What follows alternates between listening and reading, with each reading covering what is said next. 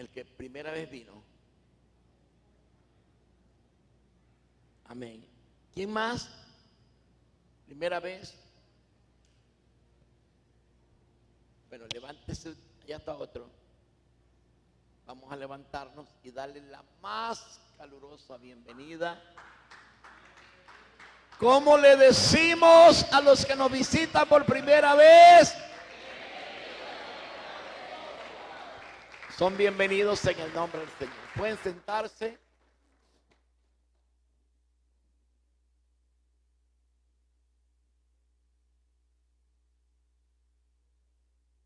Gloria a Dios.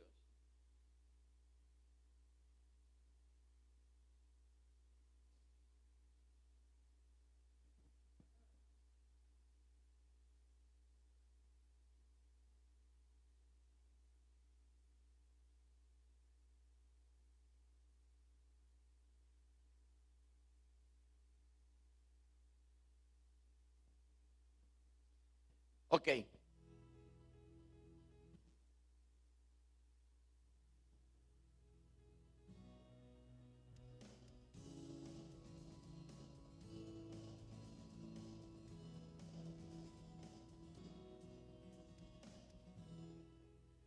Capítulo 16 del Evangelio de Lucas. Capítulo 16 del Evangelio de Lucas. Las Sagradas Escrituras dice: dijo también a sus discípulos: había un hombre rico que tenía un mayordomo, y este fue acusado ante él como disipador de sus bienes. Entonces le llamó y le dijo: ¿qué es esto que oigo acerca de ti? Da cuenta de tu mayordomía, porque ya no podrás más ser mayordomo. Entonces el mayordomo dijo para sí: ¿qué haré? Porque mi amo me quita la mayordomía. Cavar no puedo, mendigar me da vergüenza. Ya sé lo que haré, para que cuando se me quite de la mayordomía me reciban en sus casas. Y llamando a cada uno de los deudores de su amo, dijo al primero: ¿cuánto debes a mi amo? Él dijo: 100 barriles de aceite. Y le dijo: toma tu cuenta, siéntate pronto y escribe 50. Después dijo a otro: ¿y tú cuánto debes? Y él dijo: 100 medidas de trigo. Él le dijo: toma tu cuenta y escribe 80. Y alabó el amo al mayordomo malo por haber hecho sagazmente, porque los hijos de este siglo son más sagaces en el trato con su semejante que los hijos de luz. Y yo os digo: ganad amigos por medio de las riquezas injustas, para que cuando éstas falten os reciban en las moradas eternas. El que es fiel en lo muy poco, también en lo más es fiel. Y el que en lo muy poco es injusto, también en lo más es injusto. Pues en las riquezas injustas no fuiste fieles, ¿quién os confiará lo verdadero? Y si en lo ajeno no fuiste fieles, ¿quién os dará lo que es vuestro? Ningún siervo puede servir a dos señores, porque o aborrecerá al uno y amará al otro, o estimará al uno y menospreciará al otro. No podéis servir a Dios y a las riquezas.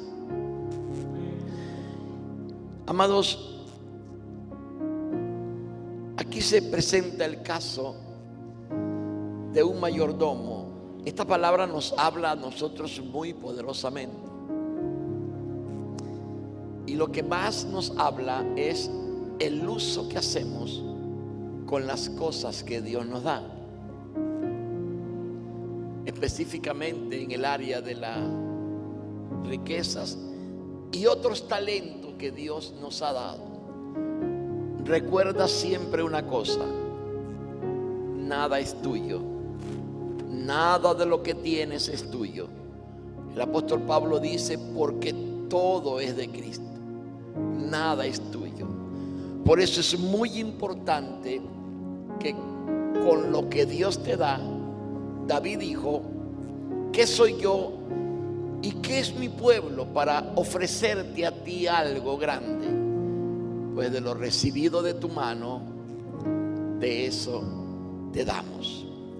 Entonces aquí nos habla de un bendito, de un bendecido que tenía un trabajo. Su trabajo era administrar los bienes de su Señor. Casi todas las parábolas de Jesús hablan de finanzas. La mayoría de las palabras. ¿Por qué? Porque esta palabra, porque este mensaje es sumamente importante, porque es lo que más atrapa a la gente. Es lo que más hace que muchos se desvíen por las finanzas, por el dinero. Este hombre, que era mayordomo de su amo, fue acusado de vilipendiar los bienes de su amo. Entonces él lo llama. Esta parábola se la enseña el Señor Jesús específicamente a los 12. Pero en el verso 14, si usted ve el verso 14, dice: y oían también todas estas cosas los fariseos, que eran avaros, y se burlaban de él. Este mensaje no solo se lo enseñó el Señor Jesús a los discípulos, a los apóstoles, sino que también lo oyeron los fariseos. Y los fariseos, ¿cómo eran? Avaros. Entonces este hombre, acusado de disolución, el amo lo llama y lo pone a capítulo. Cuando lo pone a capítulo, él dice: tengo que hacer algo. Y usó dos expresiones: cavar, no puedo; mendigar, me da vergüenza. Cuando yo estudiaba esto, entendí aquí en este pasaje que él no sabía hacer otra cosa sino administrar los bienes de su Señor. ¿Qué nos enseña esto? Que lo que haces, que lo que Dios te dio para hacer, hacerlo excelente, hacerlo bien. Si te gusta limpiar, esmérate por limpiarlo mejor. En todo lo que hagas, esmérate, porque él dijo: ni sé cavar, ni sé mendigar, no sé hacer otra cosa.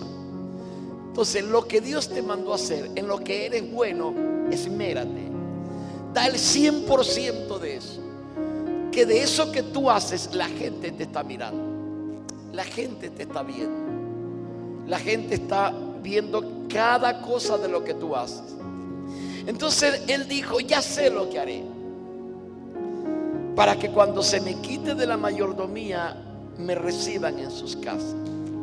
Y llamando a cada uno de los deudores de su amo, dijo al primero: ¿cuánto debes a mi amo? Él dijo: 100 barriles de aceite. Y le dijo: toma tu cuenta, siéntate pronto y escribe 50. Después dijo al otro: ¿tú cuánto debes? Y él dijo: 100 medidas de trigo. Él dijo: toma tu cuenta y escribe 80.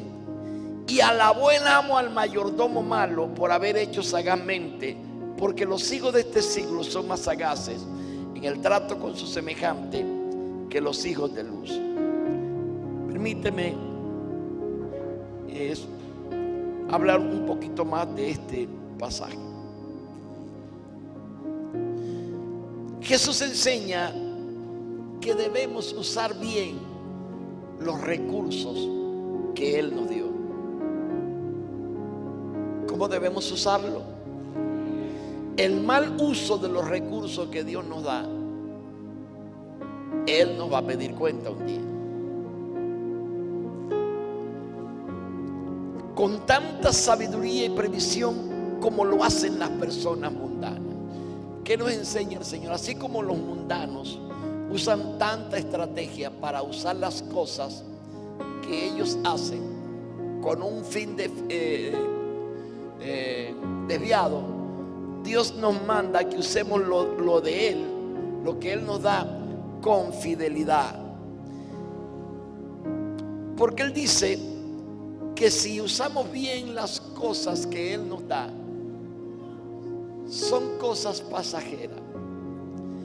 la crisis viene sobre este hombre cuando el amo supo que había dilipendiado su bien. Un administrador es acusado de malgastar los bienes de su jefe y es despedido. Al darse cuenta de que no puede hacer trabajo físico ni tiene a dónde ir, decide usar lo que aún controla para asegurar su futuro. ¿Qué controlaba? Los bienes todavía de su señor. Y dijo: con esto aseguro mis comidas, con esto aseguro todo. Ahora dice que el amo elogió no la fidelidad de él, sino la astucia. El amo elogia al mayordomo no por su deshonestidad, sino por su sagacidad. Jesús utiliza esto para enseñar que los hijos de luz, es decir, los creyentes,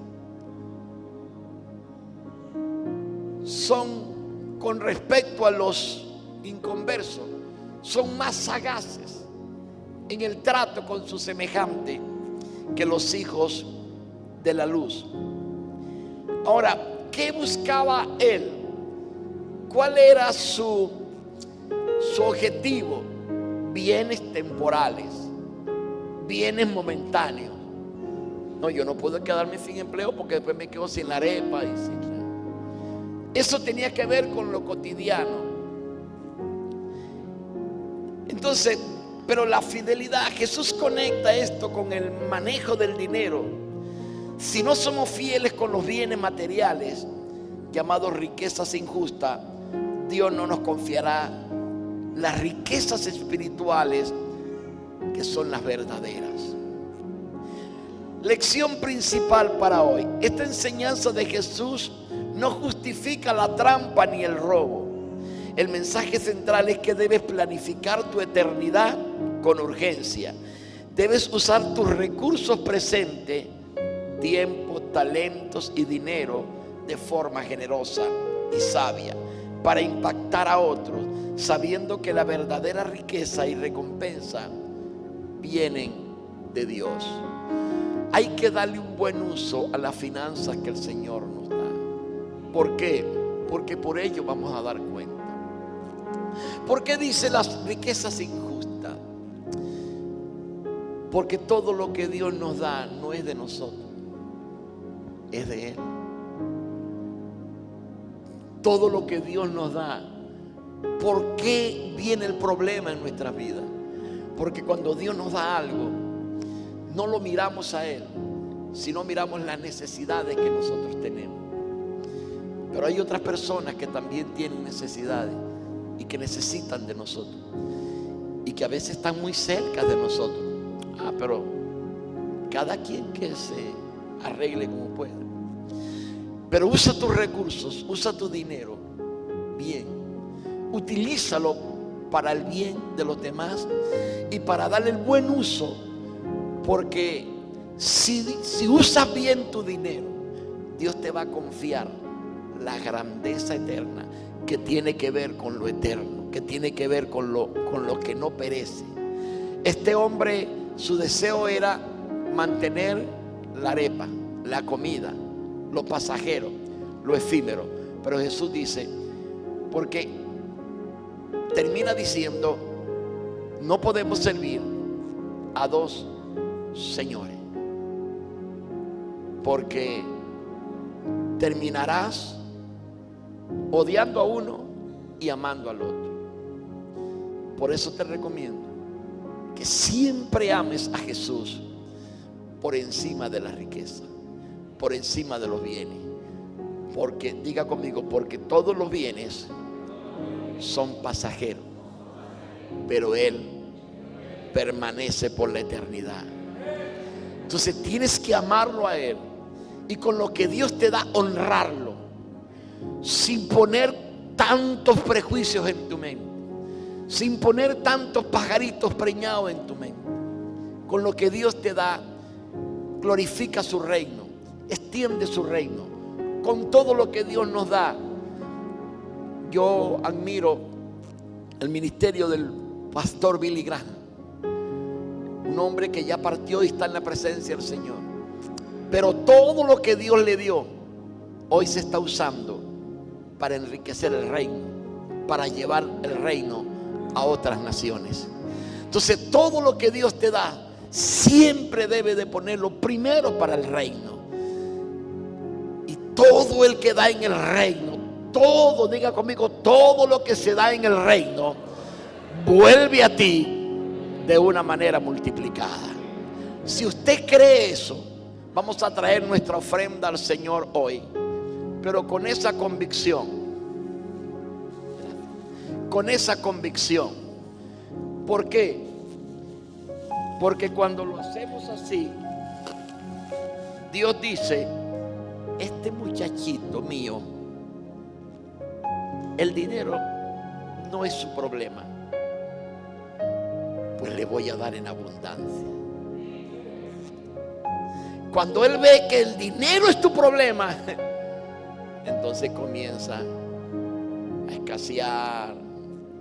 Cuando no lo usas bien, comienza entonces las cosas. No sé si ustedes me están entendiendo lo que le quiero decir. Entonces todo lo que Dios te da no es tuyo, es de Dios. Hasta la vida no es tuya, es de Dios. ¿Y por qué retienes cuando Dios te da? Gracias a Dios tenemos mejor ambiente hoy, ¿verdad? Hay tres aires.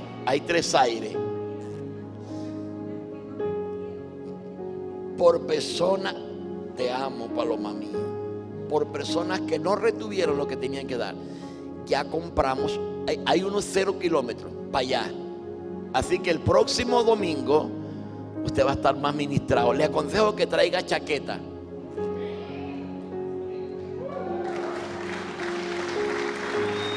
Allá la próxima semana está uno nuevo, 0 kilómetros. Y aquí el lunes, martes, ya tenemos también aire de este lado, para que le duela las tinieblas. Y para que usted no vaya a decir: no, hermano, muy bonita la iglesia, pero hay un calor. Te voy a decir: va bonita la iglesia, ahí hay un frío y hay que llevar chaqueta. Así que todo el que trajo su ofrenda y sus diezmos al Señor, preséntelo ahora mismo, porque voy a hacer una oración de quebrantamiento. ¿Dónde están los que recogen la ofrenda? ¿Qué hace usted allá?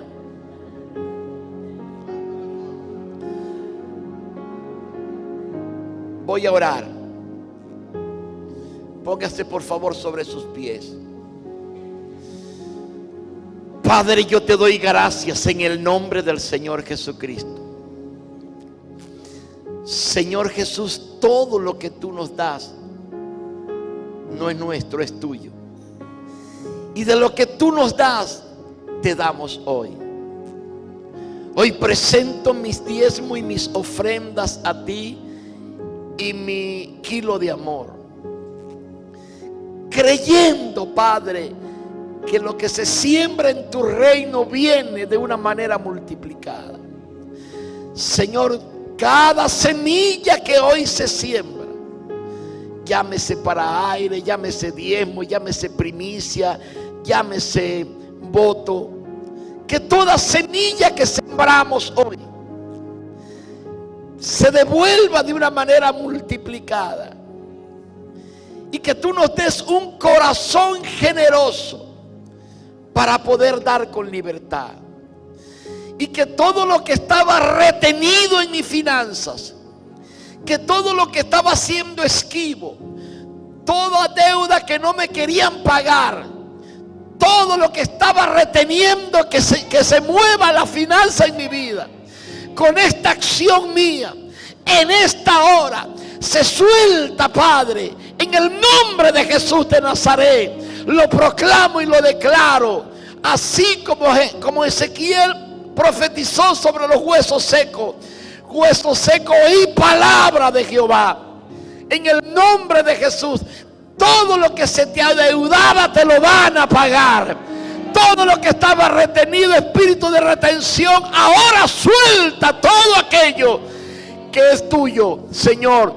Porque tú dijiste, el que es fiel en lo poco, será fiel en lo mucho. Y el que siembra en lo poco, cosechará en lo mucho. Declaro que esa palabra se cumple ahora en tus hijos, en el nombre de Jesús. Venga ahora corriendo con una sonrisa 200.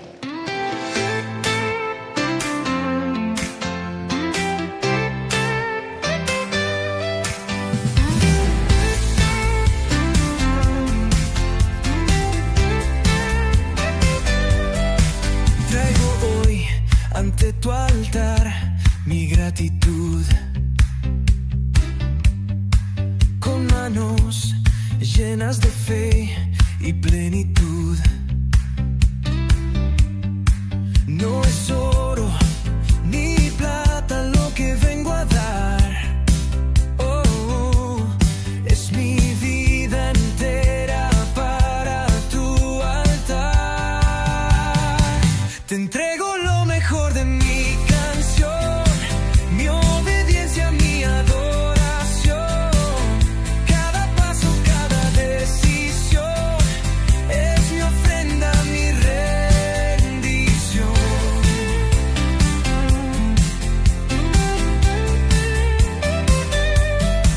El sol despierta y me recuerda quién soy. Una chispa en tu fuego que siempre doy. Oh, no es riqueza ni fama lo que puedo ofrecer. Oh, es mi alma desnuda, lista para crecer. Te entrego lo mejor de mi canción, mi obediencia, mi adoración. Cada paso, cada decisión es mi ofrenda, mi rendición. Mis sueños, mis días, mi voz, todo lo pongo en tus manos hoy. No hay nada que guarde de ti, porque mi ofrenda eres tú en mí. Te entrego lo mejor de mi canción, mi obediencia, mi adoración. Cada paso, cada decisión es mi ofrenda, mi rendición.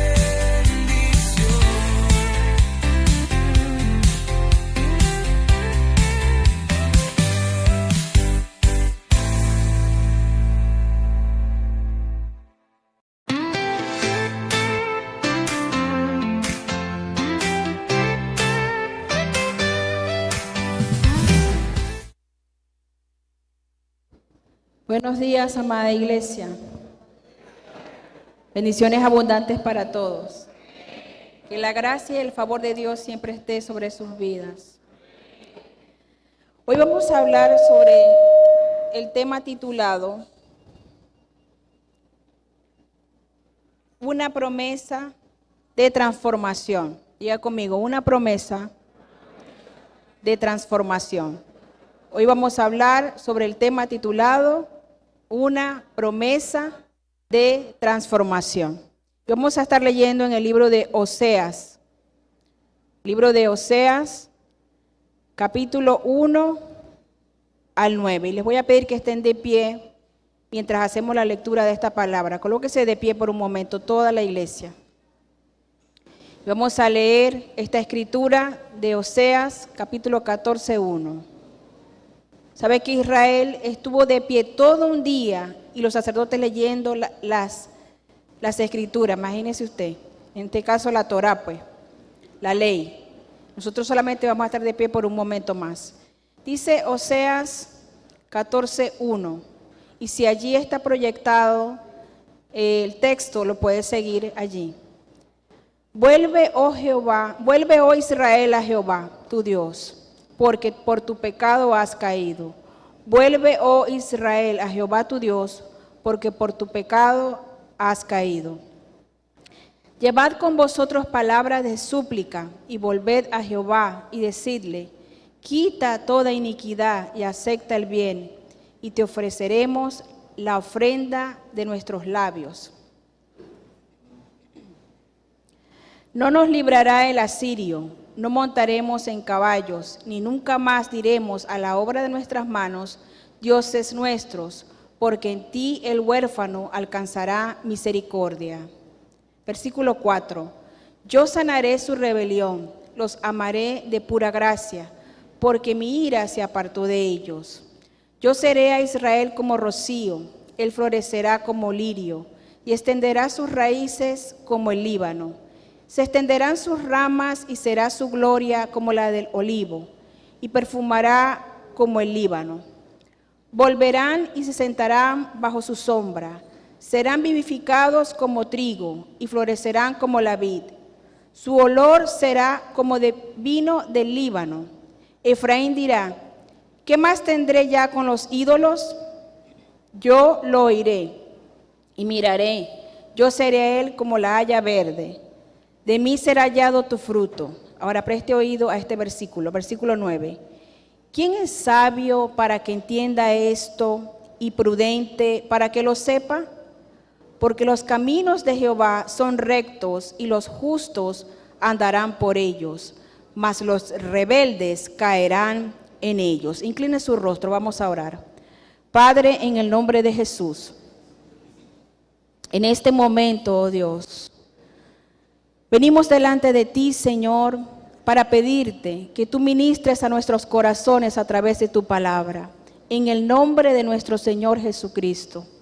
Padre Santo, te pido en esta hora que el Espíritu Santo de Dios hable a nuestras vidas. Señor, reconozco delante de ti que sin ti nada puedo hacer, pero contigo todo lo puedo, pues todo lo puedo en Cristo que me fortalece.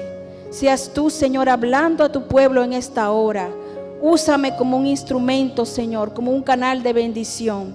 En el nombre de Jesucristo, amén y amén. Puede tomar asiento. ¿Quién es sabio para que entienda esto y prudente para que lo sepa? Porque los caminos de Jehová son rectos y los justos andarán por ellos, mas los rebeldes caerán en ellos. Hay una tendencia en todos los seres humanos y es el de apartarse del camino de Dios para ir en pos de su propio camino. Dice Isaías 53:6, escuche lo que dice: todos nosotros nos descarriamos como ovejas, cada cual se apartó por su camino, mas Jehová cargó en él el pecado de todos nosotros. Hay un problema en el ser humano que Isaías, el profeta, dirigido por el Espíritu de Dios, dice que es un pecado, que fue el pecado común de todos nosotros, que nuestro Dios, el Padre, cargó sobre su Hijo, el Señor Jesucristo. Ese pecado en común es que todos nosotros, diga conmigo, eso me incluye a mí. Ay, aquí como que no desayunaron. Diga conmigo, eso me incluye a mí. Porque dice que todos nosotros y todos es. Eso no excluye a nadie, sino que incluye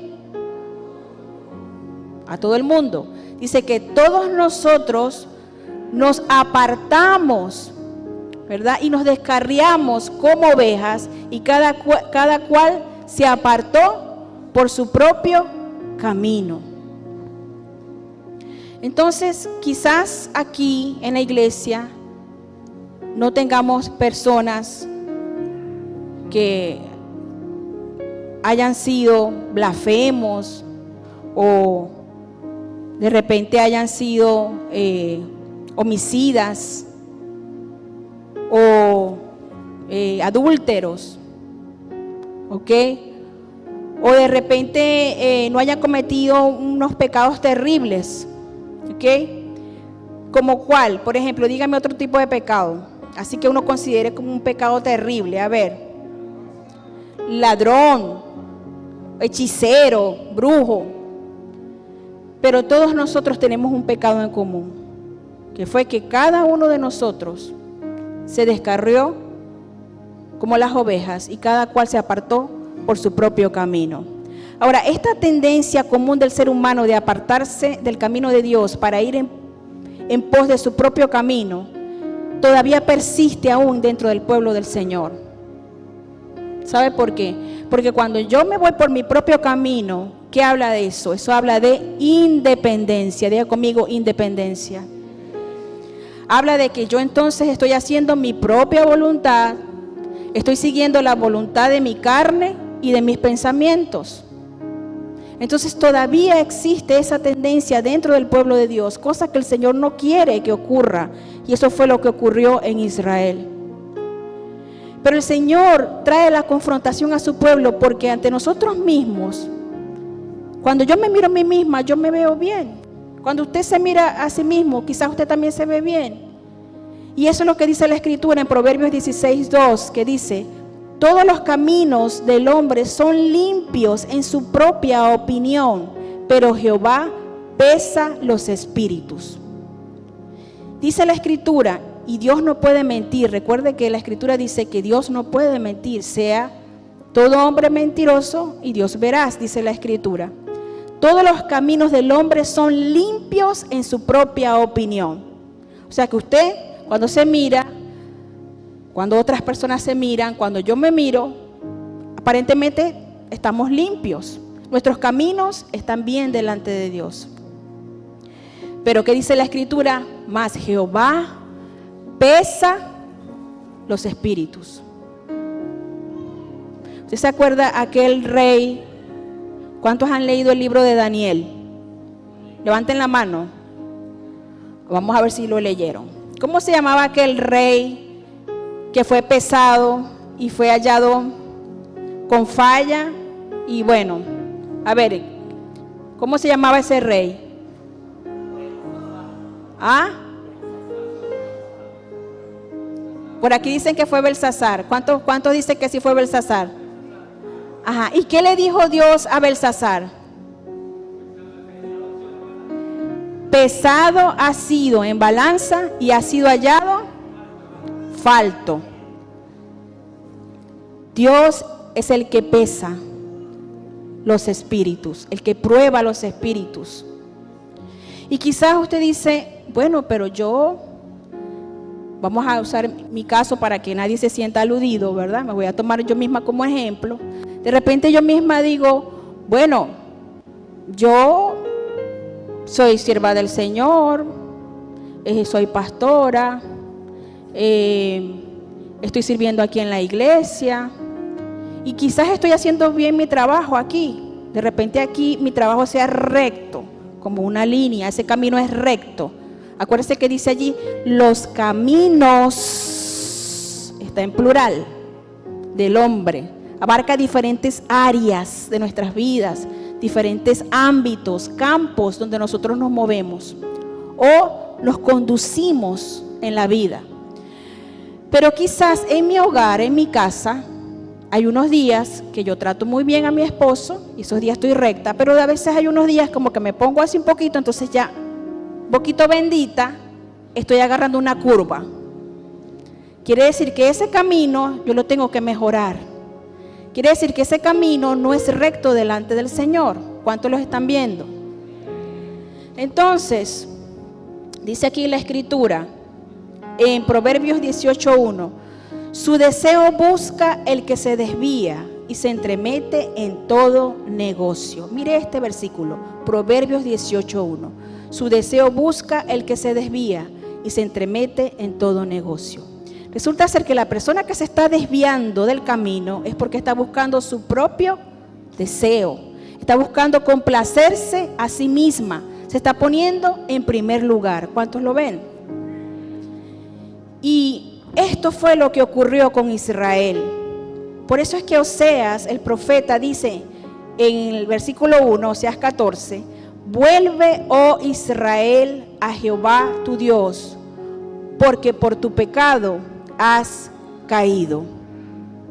¿Qué había ocurrido con Israel? Israel se había desviado, se había ido por otro camino o por diferentes caminos. Y el Señor le dice: vuelve, oh Israel, a Jehová tu Dios, porque por tu pecado has caído. Y eso es lo mismo que el Señor le dice al pueblo de Israel a través del profeta Jeremías. Jeremías 8:4 dice: les dirás a sí mismo, así ha dicho Jehová, el que cae no se levanta, el que se desvía no vuelve al camino. Mire cómo Dios repetidamente le decía a Israel lo mismo, el mismo mensaje era, con otras palabras. Aquí les dijo: el que cae no se levanta. Fíjese que allá les había dicho: porque por tus pecados has caído. Y a través de Jeremías le dice: el que cae no se levanta, el que se desvía, y allá le dijo: vuelve Israel, no vuelve al camino. ¿Sabía usted que esa palabra allí, vuelve, en el original es la palabra que se usa para el arrepentimiento? Usted sabe que el Antiguo Testamento fue escrito en hebreo, en su mayoría. Y la palabra significa darse media vuelta. Eso es lo que significa. Tiene que ver con que la persona iba por un camino, hace un giro, da media vuelta y comienza, decide ir hacia Dios y comienza a caminar hacia Él y a seguir sus mandamientos. Ahora, el arrepentimiento tiene que ver con volver al camino y andar en los caminos de Dios. Diga conmigo: el arrepentimiento tiene que ver con volver al camino y andar en los caminos de Dios. ¿Sabe que el maestro Derek Prince, un maestro que ha sido de mucha bendición para nuestras vidas, dice lo siguiente sobre el arrepentimiento? El arrepentimiento no es un sentimiento, sino una decisión. No nace de las emociones, sino de la voluntad. Es posible arrepentirse sin mostrar ninguna emoción, pero es imposible arrepentirse sin decidir cambiar. Ojo con esto. Es posible arrepentirse sin mostrar ninguna emoción, pero es imposible arrepentirse sin decidir cambiar. El arrepentimiento habla de un cambio de mente, un cambio de dirección, un cambio de vida. De eso se trata el arrepentimiento. ¿Será que alguna vez usted se ha arrepentido de verdad?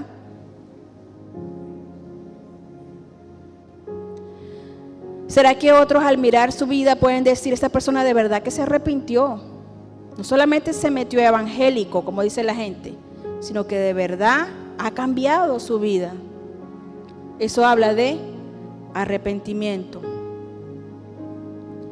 Y sabe que una de las cosas que es propia del arrepentimiento es que la persona ya ha decidido no vivir más para sí mismo, sino vivir ahora para Dios y para agradarle en todas las cosas.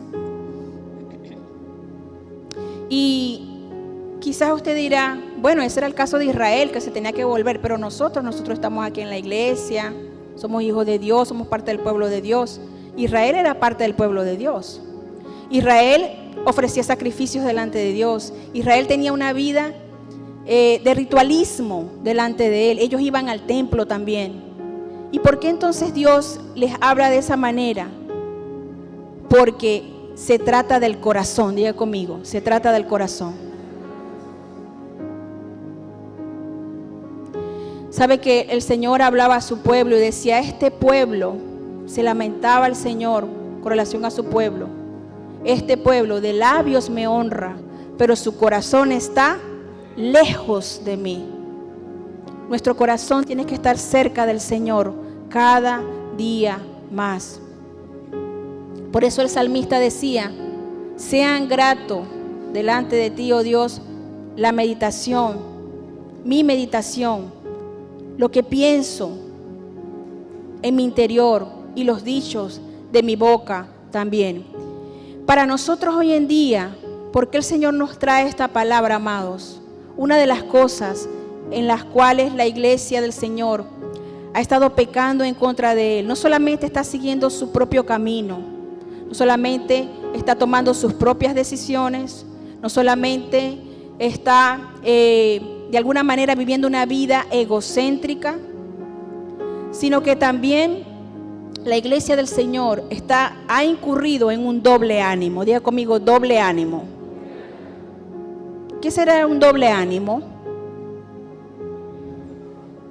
Un día está bien y otro día está mal. Un día busca a Dios con fervor, lee la Biblia, ora, ayuna, y otro día se olvidó de eso, si acaso ora cuando se va a acostar. Un día se levanta, no, sí, ahora sí voy a trabajar en la célula, voy a ser discípulos, porque este es el año del rema.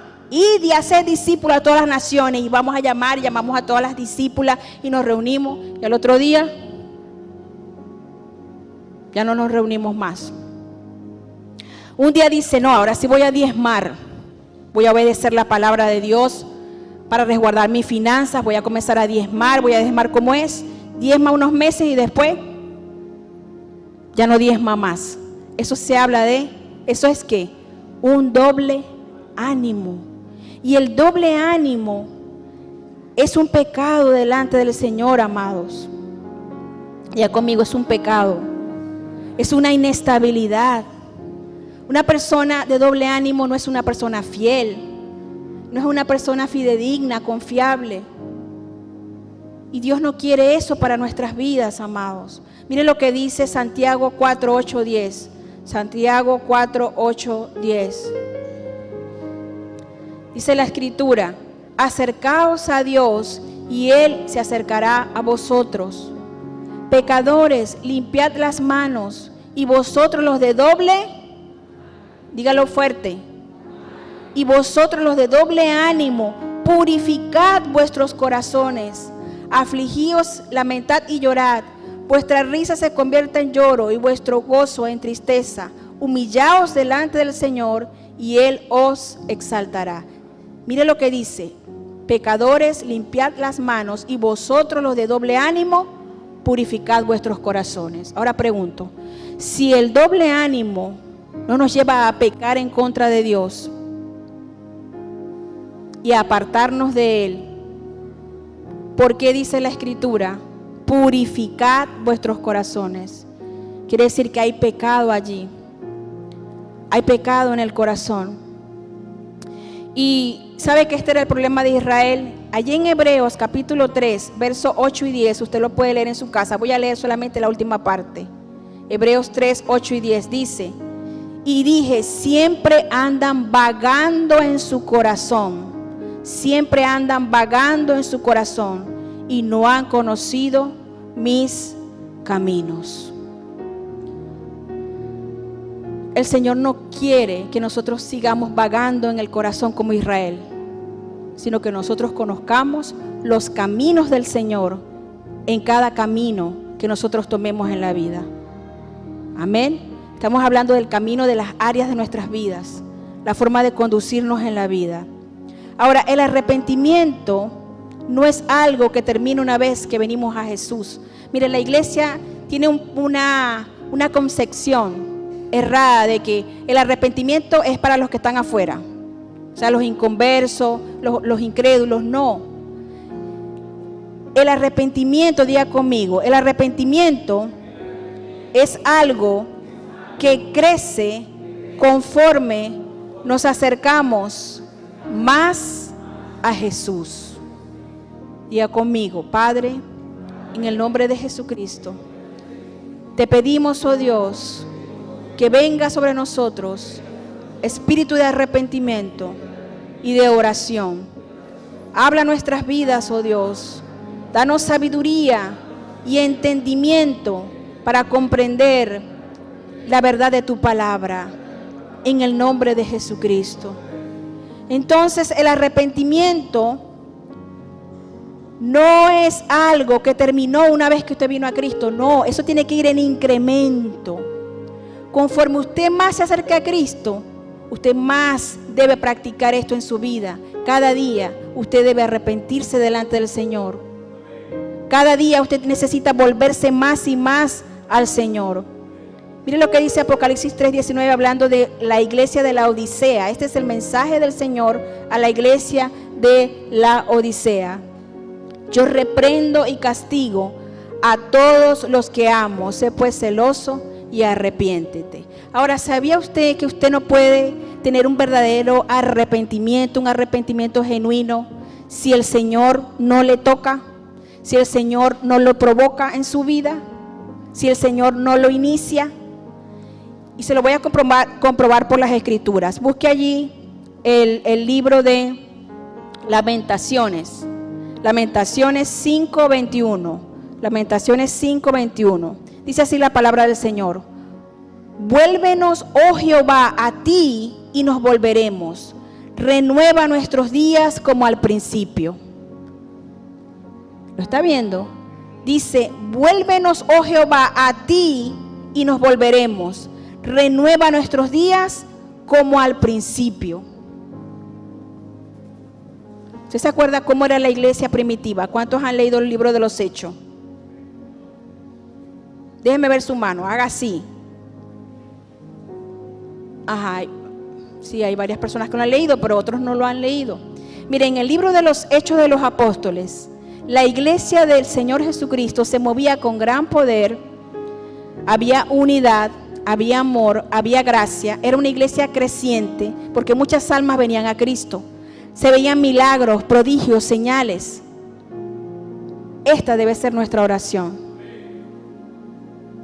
porque estamos a punto de que se derrame la lluvia tardía que dice la Escritura.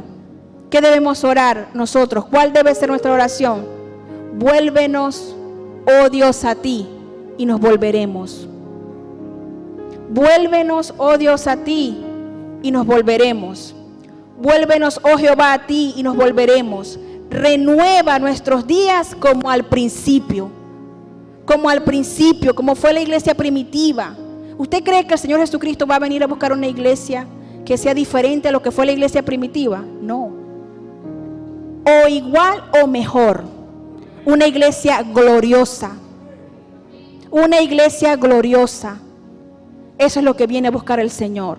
¿Sabe que la Escritura dice que la misma creación está expectante, esperando ¿qué?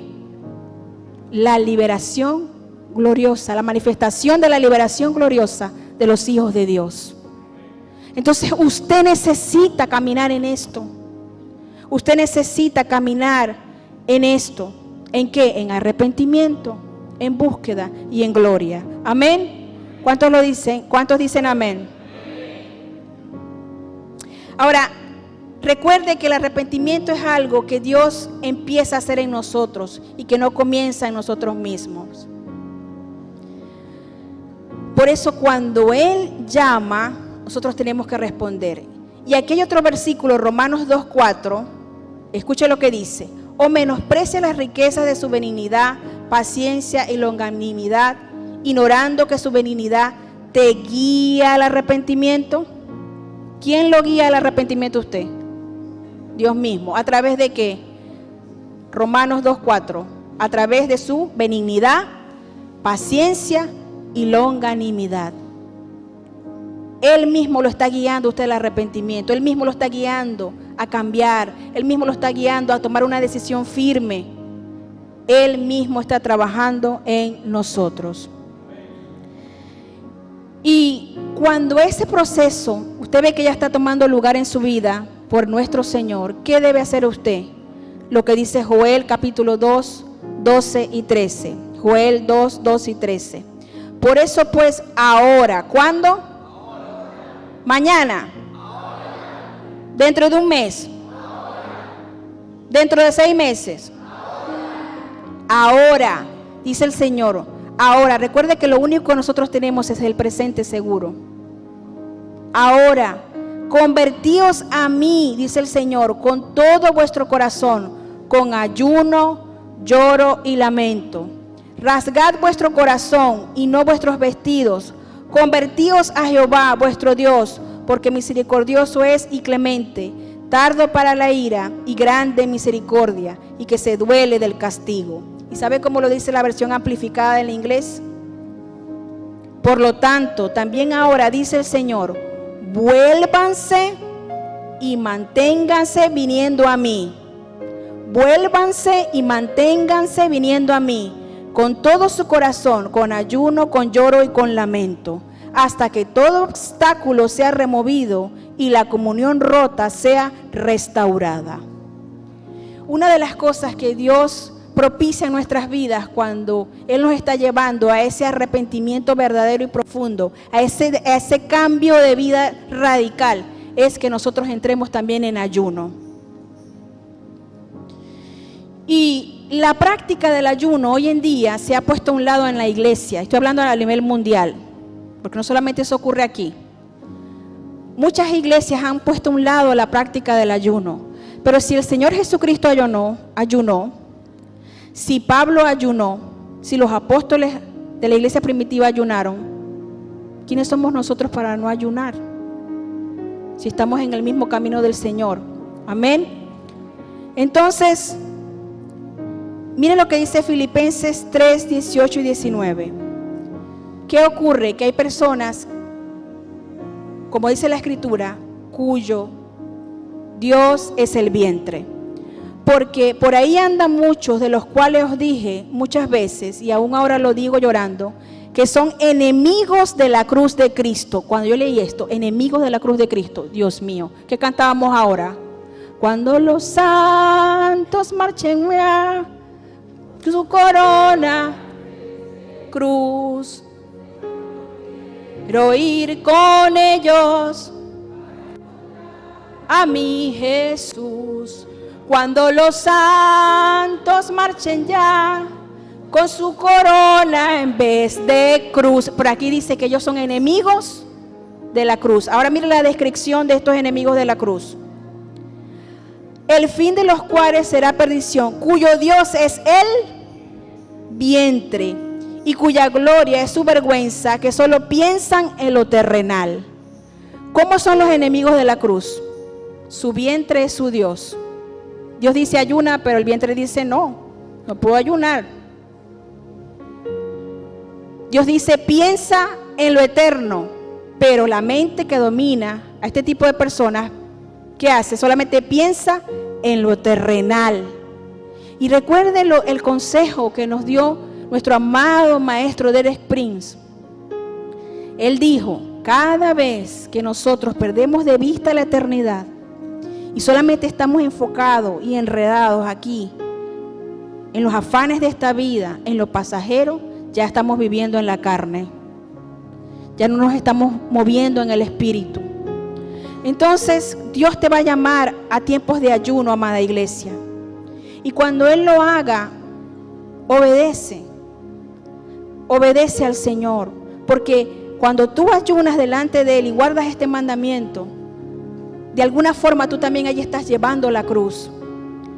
Recuerde que los que son enemigos de la cruz, su Dios es el vientre. Ellos no lo practican. Ahora, Lucas 9:23 dice el Señor, y decía a todos, si alguno quiere venir en pos de mí, niéguese a sí mismo, tome su cruz cada día y sígame. Niéguese a sí mismo, tome su cruz cada día y sígame. Todo aquello que hable en contra del sacrificio viene de Satanás, no viene del Señor. Pero todo lo que hable del sacrificio viene del Señor, dentro del reino de Dios. Acuérdese que hubo una oportunidad donde Pedro le dijo al Señor, que en ninguna manera esto te acontezca. Ten compasión de ti mismo. ¿Cómo es eso que vas a sufrir? Estoy parafraseando. Que vas a morir. No. Y el Señor, ¿qué le dijo? Apártate de mí, Satanás. Quiere decir que todo lo que trate de impedir que tú te sacrifiques por la obra del Señor y por su propósito en ti, ¿viene de quién? De Satanás. Y tienes que apartarlo de tu vida. Amén. ¿Cuántos dicen amén? Ahora, volvamos a Oseas 14:2. Volvamos a Oseas 14:2. Y dice, Llevad con vosotros palabras de súplica y volved a Jehová y decidle, quita toda iniquidad y acepta el bien, y te ofreceremos la ofrenda de nuestros labios. Mire lo que el Señor pide. ¿Vas a venir a mí en arrepentimiento? ¿Vas a tomar una decisión firme de venir a mí? Pero hazlo a mi manera. ¿Cómo dice el Señor? ¿Qué es lo que Él pide? Dice, llevad con vosotros palabras de súplica. No puedes presentarte delante del Señor de una forma arrogante, de una forma soberbia, sino más bien de una manera suplicante. Y dice, volved a Jehová, nuevamente dice volved, y decidle, quita toda iniquidad. Esta debe ser nuestra oración. Quita toda iniquidad de mi vida, Padre. Quita toda iniquidad de mi familia. Quita toda iniquidad de mis discípulos. Quita toda iniquidad en mis líderes. Quita toda iniquidad en mi nación. Y dice, y acepta el bien, y te ofreceremos la ofrenda de nuestros labios. ¿Cuál es la ofrenda de nuestros labios hoy en día? En aquel tiempo, en el original se dice, y ofreceremos los terneros de nuestros labios. Ofreceremos los sacrificios de nuestros labios.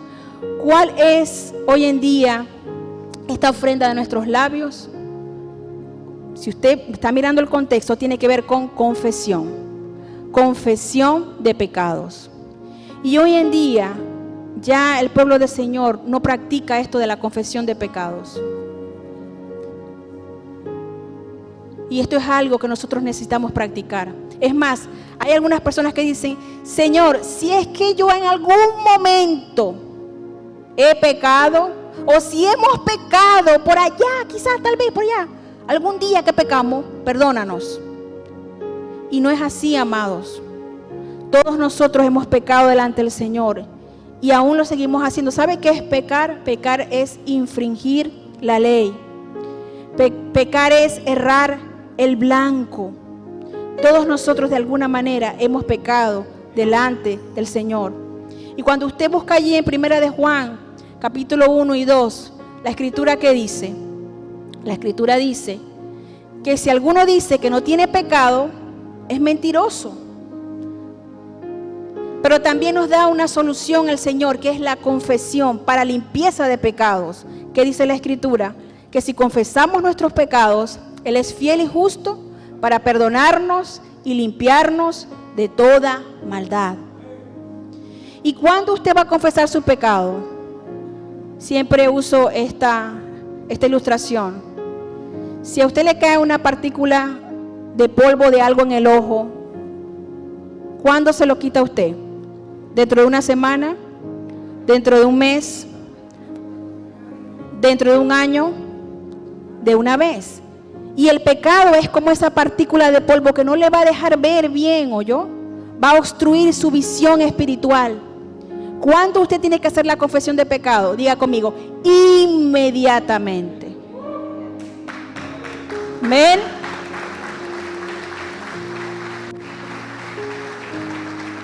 Pero no solamente inmediatamente, también específicamente. Es decir, si en el momento de repente un hombre, ¿verdad? La escritura dice que aquel que ve a una mujer de una manera, la codicia en su corazón, ya ha adulterado delante de Dios. Si usted de repente le pasó eso en el momento, usted quita la mirada, Dios Padre, en el nombre de Jesucristo, confieso delante de ti que he pecado contra ti y he adulterado en mi corazón. Ayúdame a ser fiel a mi esposa, Señor. Inmediatamente. Y así con cada pecado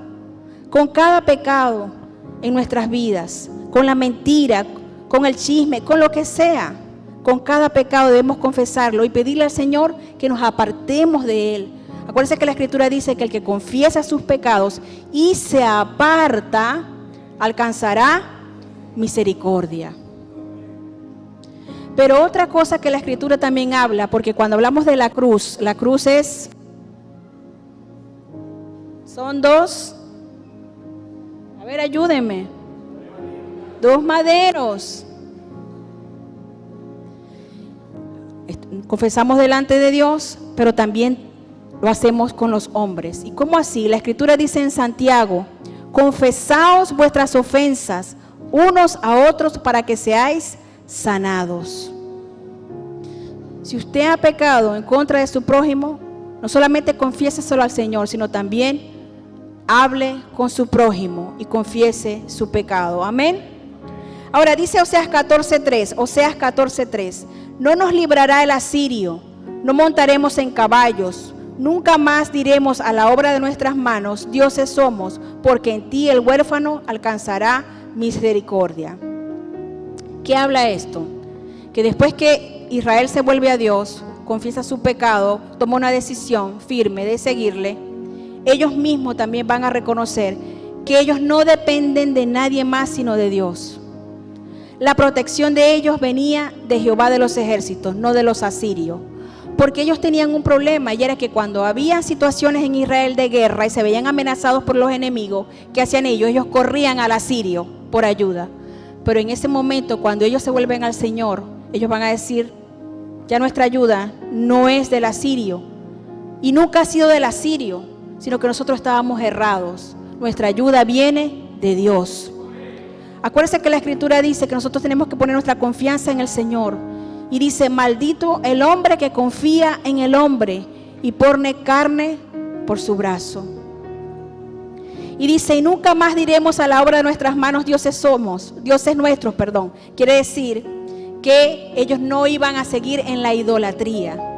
Ellos iban a abandonar toda forma de idolatría, porque en ti el huérfano alcanzará misericordia. Ahora, ¿a qué se iban a aferrar ellos? Si el huérfano alcanza misericordia delante de Dios, es porque Dios es misericordioso, sus misericordias son nuevas cada mañana.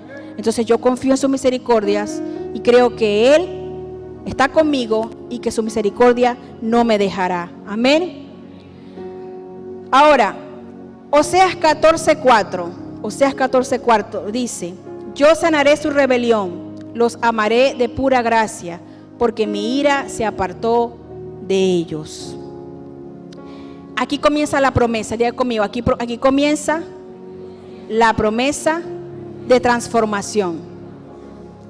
¿Qué dice el Señor? Él va a hacer una obra tan grande en Israel que el que la viere se maravillará. ¿Y qué dice? Yo sanaré su rebelión. Ahora, me llama la atención que no dice yo perdonaré su rebelión, sino dice yo sanaré su rebelión. ¿Qué nos muestra esto? Que Dios ve la rebelión como ¿qué? Como una enfermedad en el ser humano. Y no se acuerda aquello que el Señor Jesucristo dijo, que los sanos no necesitan de médicos, sino los enfermos. Así que así como una persona puede estar enferma físicamente, también puede estar enferma emocionalmente, pero también puede estar enferma espiritualmente. Y este era el problema de Israel, que estaban enfermos espiritualmente, pero Dios los iba a sanar. Dios iba a sanar a Israel. Miren lo que dice Oseas 11:7. Entre tanto mi pueblo está adherido a la rebelión contra mí. Aunque me llaman el Altísimo, ninguno absolutamente me quiere enaltecer. Este versículo está tremendo.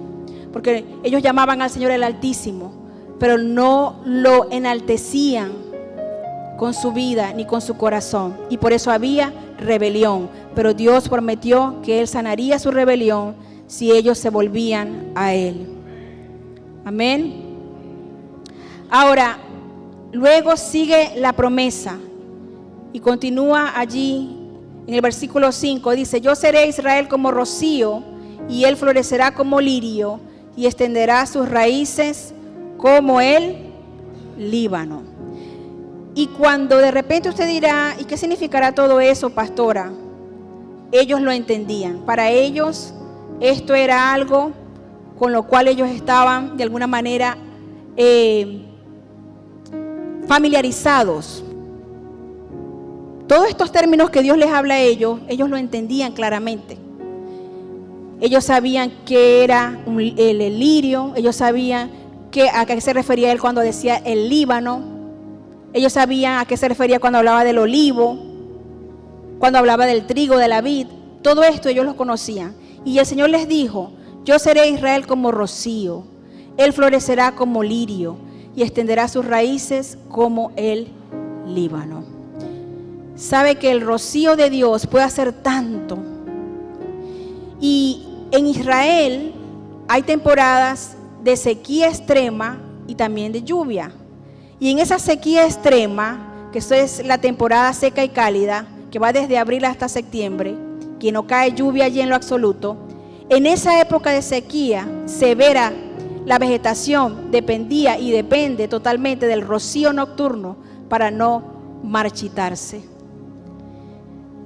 El rocío de Dios, esas pequeñas y diminutas goticas, iba a hacer algo en Israel.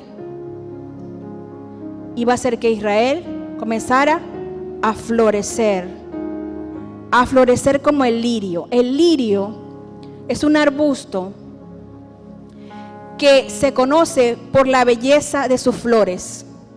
¿Cierto? Allá está diciendo Daisy que es así. Por la belleza de sus flores. Y el Señor le dice, ustedes van a florecer como el lirio. Es decir, voy a restaurar la parte exterior y la belleza en ustedes. Y esto habla también, tiene que ver con santidad. Porque la santidad del pueblo de Dios es gracia y es belleza para Él. Y el Señor les dice, pero sus raíces van a ser como el cedro, como el Líbano, que en este caso está hablando de los cedros, ¿ok? Del cedro. Ya le voy a decir por qué habla del cedro. El cedro es el emblema, ¿ok? En Israel. ¿Y por qué les habla del cedro y del lirio? Porque el lirio florece muy hermosamente, pero tiene unas raíces muy débiles y poco profundas. Pero el cedro sí tiene unas raíces profundas. ¿Ok? Imagínese usted que el cedro se dice que puede tener una altura, creo que eran de 38 a 40 metros. 36 o más. Y en otra parte leí que eran 40. Es decir, el equivalente a un edificio de 10 a 12 pisos. Imagínese usted, de 10 a 12 pisos, este tipo de árbol. Y tiene una imagen majestuosa. Es el emblema nacional del Líbano. Y en el Líbano hay muchos cedros. Mire lo que dice la Escritura. ¿Ah? De 20 a 40 metros de altura es su crecimiento. En el Salmo 92:12 dice, el justo florecerá como la palmera y crecerá como cedro en el Líbano. Por eso cuando habla del Líbano, sus raíces serán como la del Líbano. ¿Habla de qué? Del cedro. Y Dios dice que Él iba a hacer esto en Israel. Ahora, Dios también quiere hacerlo contigo. Dígale a la persona que tiene a su lado, Dios también quiere hacerlo contigo. Él quiere que tú estés floreciente y que tus raíces sean profundas. Y Él quiere enviar su rocío sobre ti. Saben que un pastor de trayectoria, de años de ministerio, él se comunicó recientemente, hace unos meses, con mi esposo y le dijo que él había decidido entrar en un ayuno profundo de búsqueda con Dios, porque se sentía seco y vacío. Y cuando comenzó a entrar en el ayuno, Dios comenzó a abrirle las escrituras, a darle unas revelaciones profundas, a vivificar su vida. Él comenzó a recibir ese rocío, esas diminutas gotas de agua del Espíritu de Dios, y comenzó a revivir, comenzó a fortalecerse, comenzó a florecer. Eso lo hace el Señor. Pero Él lo hace cuando nosotros hacemos nuestra parte. Amén. Si tú haces tu parte, Dios hará la parte que le corresponde a Él. ¿Cuántos dicen amén? Y luego dice, se extenderán sus ramas y su gloria como la del olivo, perfumará como el Líbano. Es decir, cuando habla se extenderán sus ramas, es que se va a extender en varias direcciones. Habla de crecimiento hacia afuera. Porque Dios no solamente propicia crecimiento interior, también propicia crecimiento en el exterior. Él va a ser una bendición, no solamente para sí mismo, sino como pueblo de Dios será bendición para otros. Y dice, y su gloria será como la del olivo. Miren, encontré algo del olivo sumamente interesante. El olivo es un árbol que puede durar entre 1000 y 3000 años. ¿Usted sabía eso? 1000 y 3000 años. Es más, escuché a un judío decir que ahorita mismo en Jerusalén hay olivos que tienen 2000 años de edad.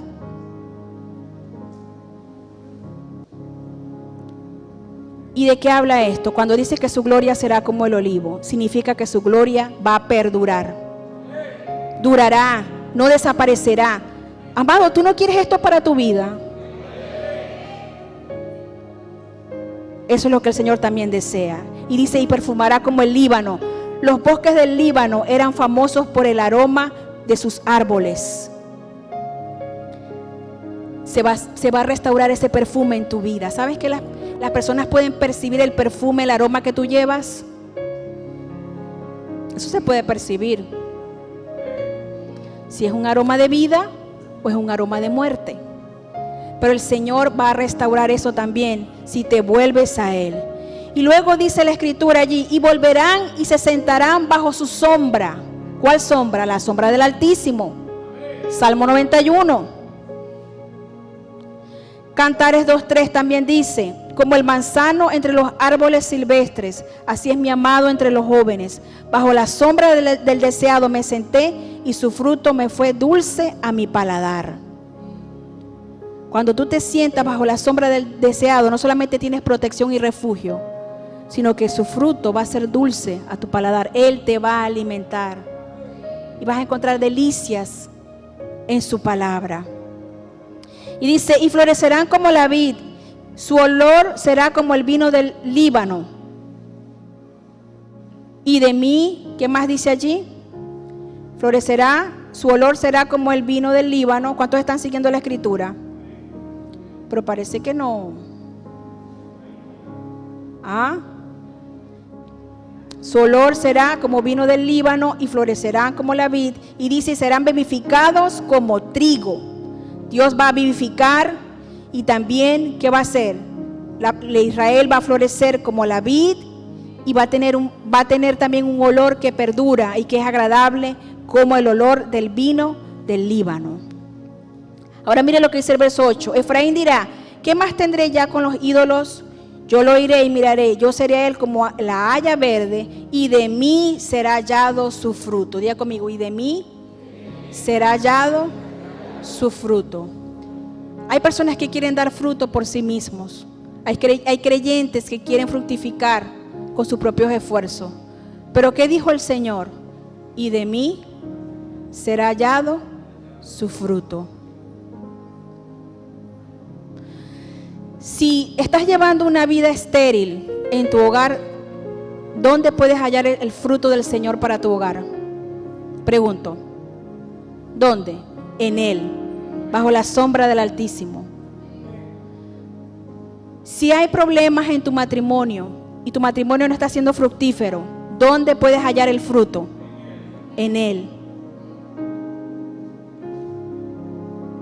Está bien ir a un psicoterapeuta, un consejero de parejas, pero ¿de dónde hallas tú el fruto para vivificar ese matrimonio, para transformar ese matrimonio?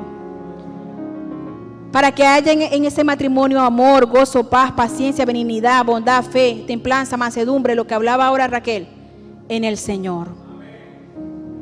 Si tu célula está siendo infructuosa, ya casi no van personas a la célula, siempre son las mismas personas. ¿Qué tienes que hacer tú? Buscar ese fruto ¿de dónde? En Él. Buscar ese fruto en el Señor. Porque el Señor declaró en su palabra, ¿y qué dijo? Porque de mí será hallado su fruto. Amén. De mí será hallado su fruto. Póngase de pie por un momento, por favor. ¿Cuál es la promesa que Dios te da en esta mañana? La promesa es la siguiente, que si tú te vuelves a Él de corazón, acuérdese que el arrepentimiento tiene que ver con una decisión, no con una emoción, no con un sentimiento.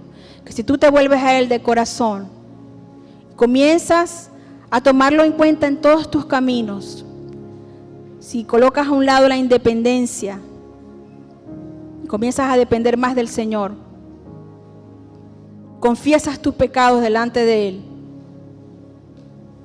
y le buscas en ayuno, en oración, y comienzas un proceso de conversión en tu vida, Él va a hacer algo en ti que tú mismo no puedes hacer. Hay personas que son exitosas en muchas áreas, pero por dentro su vida está seca, está agobiada, está turbada. ¿Por qué? Porque solamente en el Señor podemos hallar el fruto. Amén. Así que voy a pedirle a la iglesia que cierre sus ojos en este momento y tú hables un momento por el Señor, un momento más, unos minutos más con Él. Sabemos que avanzamos ya en la hora, pero necesitas pedirle al Señor que te muestre dónde estás fallando delante de Él. ¿Qué áreas de tu vida son, como dice la Escritura, que tú las ves como limpias, pero Dios está pesando y dice, no, necesitas cambiar. Hay pecado en ti. Necesitas ser transformado. Necesitas ponerte a cuenta conmigo antes que sea muy tarde. Necesitas arreglar tu corazón antes que sea muy tarde. Porque si la muerte te sorprende así, no vendrás a mi reino.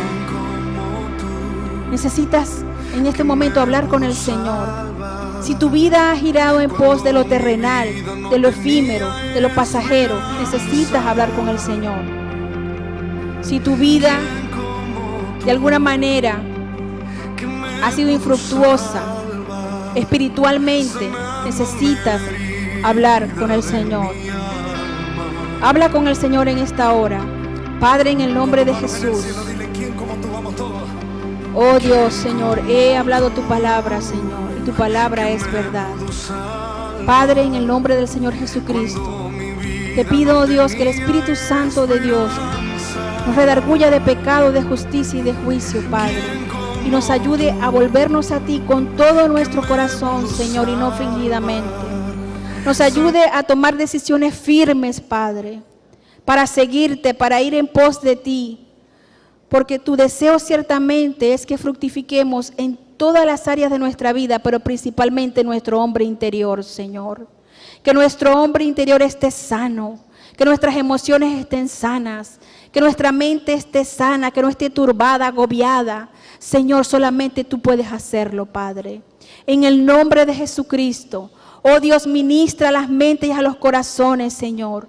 Rompe con toda atadura del alma, Padre, con toda ligadura de espíritu, Señor. Que la unción del Santo de Israel pudra todo yugo, Padre. En el nombre de Jesucristo, oh Dios. En el nombre de Jesús, Señor. Oh, gracias, Padre. Amén y amén. Ahora te pregunto, iglesia, si nosotros convocamos a un ayuno, ¿tú asistirías? ¿A un ayuno congregacional asistirías?